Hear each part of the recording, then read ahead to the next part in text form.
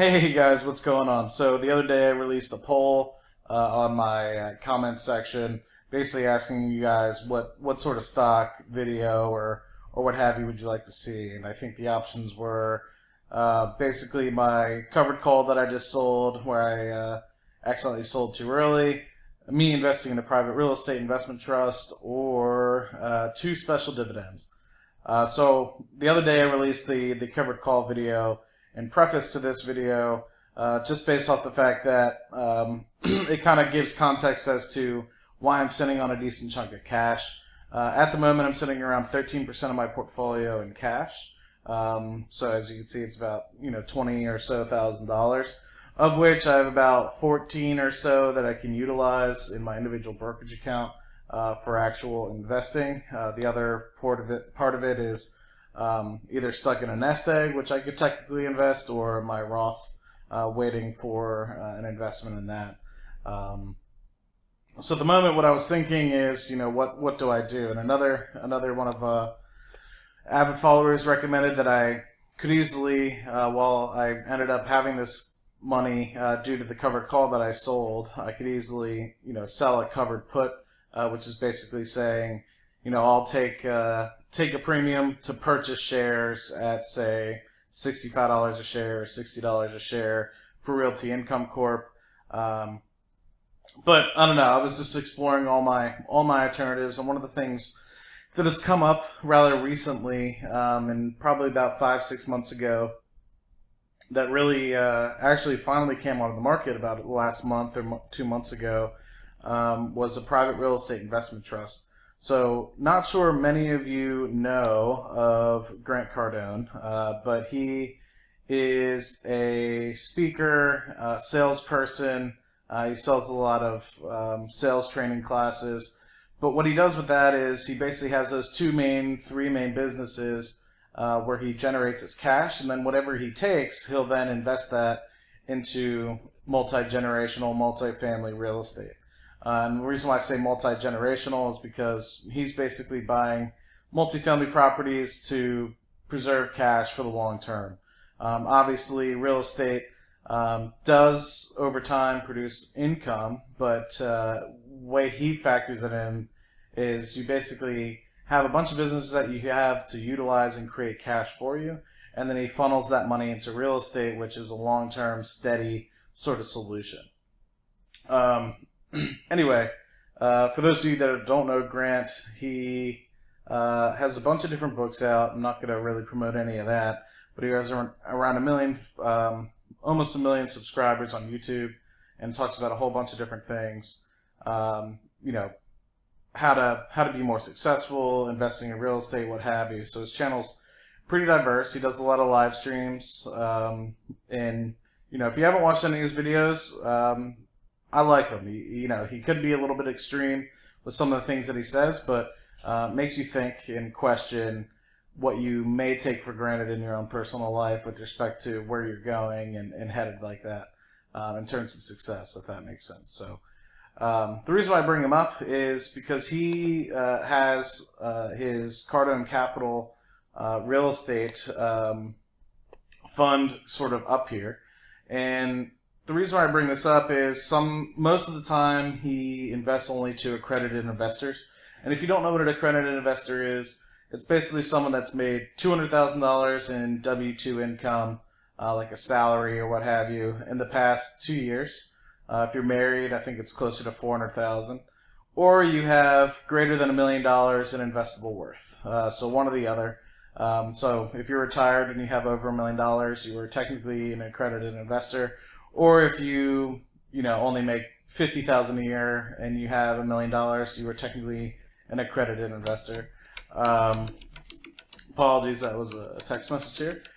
And the reason why I bring this up is because Grant, while he normally does accredited investments, he recently released a fund specifically aiming towards the normal investor. He applied to the Securities and Exchange Commission in order to have them audit his business and audit his funds, so that way he can start allowing folks to, like normal folks like you and myself, to invest into, say, Cardone Equity funds or Cardone Capital. And what he did basically is saying, originally when this fund came out, it was about a $10,000 fund, so you needed about $10,000. Now you need about $5,000 to invest. And what they're basically going to do is, there's a multitude of different properties that they have, whether it's in Atlanta or Southwest Houston, Texas, and they're basically targeting to give you about 6% cash flow a year. And that's just on a basis point. What they're actually trying to do is, renovate part of the properties, make them return a little bit more, and at the end of the year, you'll end up potentially getting more than the 6%. So there is some stipulations in here. Obviously, of this $50 million that the total fund size will be, a portion of that goes to Grant. Obviously he's the one creating the fund, and he, he's not just taking the $50 million, of course. I'm not saying that. He's taking the $50 million, purchasing the real estate. But what I'm saying is, of the real estate that he purchases, a portion of that real estate goes to him. The cash flow goes to him. There's management fees associated with that. Just like any other, investment trust that you would have. Not all the money goes directly into the real estate. You're basically paying for a portion of the funds that are distributed back to the people that are running it, the management that's running it. Good thing is now, it took a little bit longer. I thought that this would fill out relatively quickly. I was anticipating, within the first week or so. But I guess interest has slowed down, and I guess the majority of the folks that Grant gets equity funds from fills out very quickly. But those people are more accredited investors and, what have you. So he lowered the minimum investment from about $10,000 to $5,000.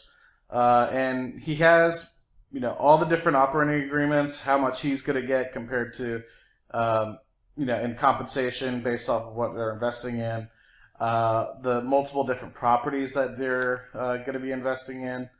See if I can open one up. It's utilized through CrowdStreet. Pull it up here.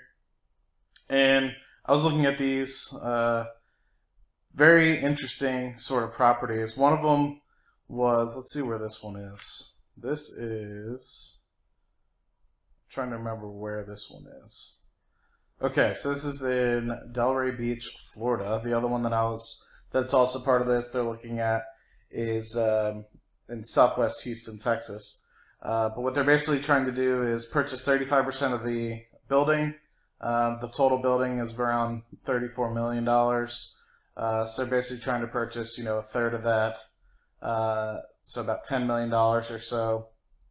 And really nice buildings, Class A sort of places, 94% occupancy rate. And I guess the reason why I'm bringing this up is even if you don't necessarily invest in this sort of private investment trust, private real estate investment trust, just reading through some of these notes and these, I guess, prospectuses, you'll gain a lot of knowledge around what to look for in real estate and how to maybe evaluate some of the even public real estate investment trusts that are out there.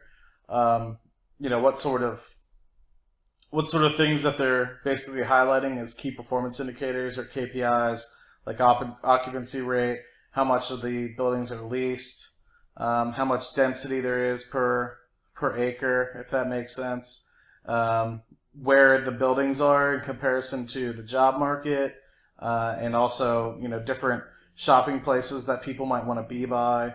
All really cool sort of metrics that one would be looking for, right? I mean, if you're going to be spending $10 million of the fund's money, you don't want it to be in the middle of nowhere. There's no jobs. There's low growth. Where here you're looking at most people making around $104,000 in terms of the people that live in this complex. They have decent, population growth over the past few years. They have decent stores around nearby, so people aren't like, oh, there's no Home Depot, there's no supermarkets nearby, oh, there's no fitness places nearby, why would I live here?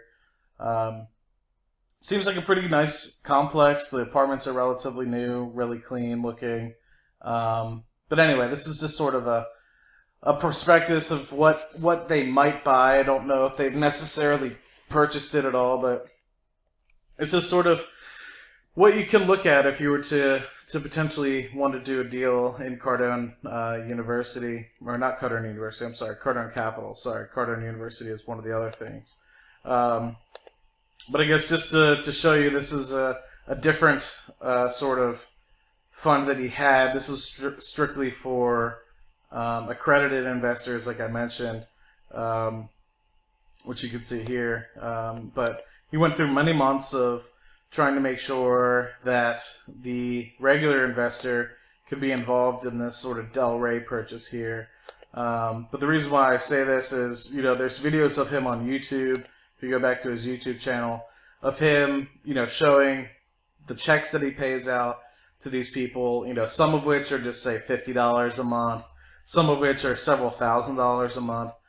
So he shows at the first or second week of the month, after the first, he's paying people back out their 6% for whatever they do.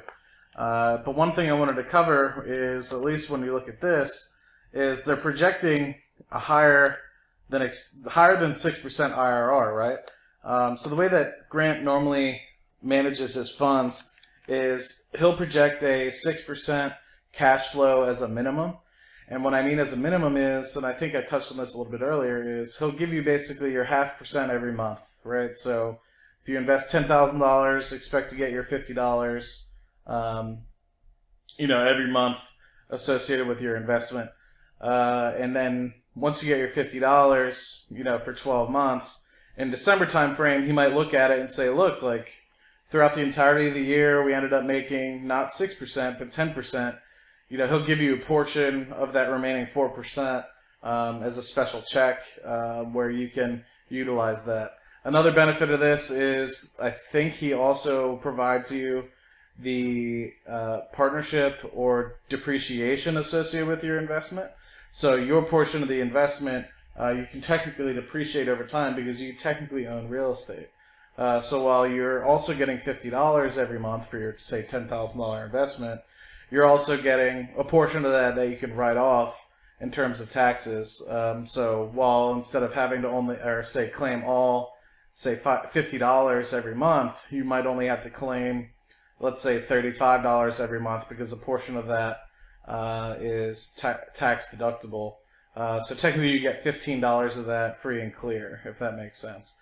And that's just like what you would be able to do with any sort of normal real estate property. If you were to purchase, say, a single family home or what have you, for $100,000, you'd be able to write off a portion of that over 20 some years and be able to basically say, okay, well, if I made $10,000 in rent this year, I'm only going to get taxed on $7,000 because of that appreciation, if that makes sense. So anyway, I've kind of rambled on, but you guys asked me what I might be doing with the money that I made from my covered call